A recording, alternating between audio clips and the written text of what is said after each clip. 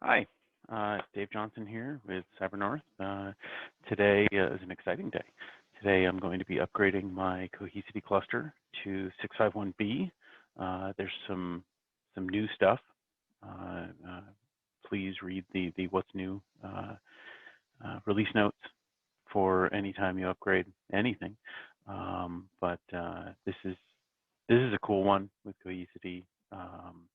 We're going to post upgrade. The Cohesity user is no longer available. We're going to be setting up the support user after we upgrade. So, and some other things probably. Let me share my screen. And we will go to upgrade and get the new package, put in the URL for download. I have to figure out how to black that out, I guess. And one thing that I can see is this appears to be new. Upgrade Cohesity agent on all servers. So we're going to go ahead and check that, and we'll start the upgrade process. I'm currently at 651A, patch 1, and I'm fortunate enough to get access to some of these latest feature releases. This upgrade is obviously going to take a while, so I'm going to go ahead and pause the recording and pick it back up after the upgrade is complete. Okay, so some time has passed here and through a couple of meetings, and the upgrade's done. So the first thing that we want to do is we want to set up the support user password. I have some stuff on my screen over here that, of course, is telling me how to do that. So the Cohesity username is no longer usable through the CLI, through the shell. So we want to go to the cluster and access management. I haven't seen this before, so we'll have to find it together. So here it is, support user. Actually, it's right here. So I can set the password.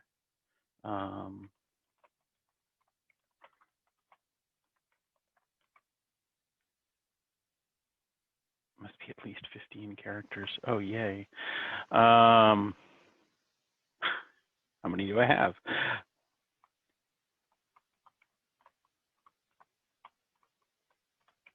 $13.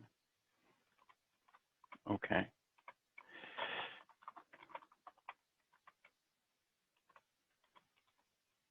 So make sure you have a password that's at least 15 characters long before you start doing this. Here are all of the requirements. 15 characters, 1 digit, 1 special character, 1 uppercase, 1 lowercase. Can't have 2 in a row, cannot contain more than 4 consecutive characters of the same type. Oh, wow. And mine worked. Holy cow. So there we go. And then this is sudo access. Do we want this account to have sudo access or not? It's my lab, so I'm going to go ahead and give this support account sudo access. So now I have to update my connection.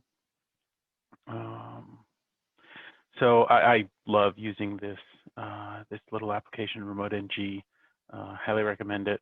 So now I get to change this from support, or from Cohesity to support. Put in my password, and let's go ahead and try to connect to one of these. Hey, it worked. Cool. So there we go. That was pretty easy, pretty painless. The admin user has also been disabled. So, you know, you're going to want to make sure that you have some other way to sign in to this system. The support users for shell access. So I would recommend having another local account. Doesn't appear that I actually have one, so I'm going to go ahead and add a local user right now.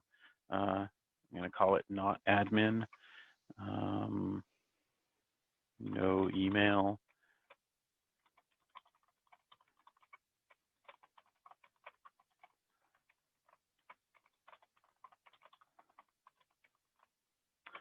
And I'm going to make this an admin role, just in case my Active Directory isn't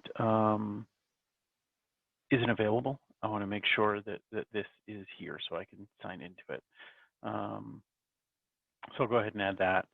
And now I have a not admin account as well. So everything else looks pretty much the same. You know, I read through the what's new portion. Didn't really see a whole lot that's going to impact. Obviously, if you are upgrading from the latest LTS after 651 some letter becomes LTS, that is supposed to be the next LTS version.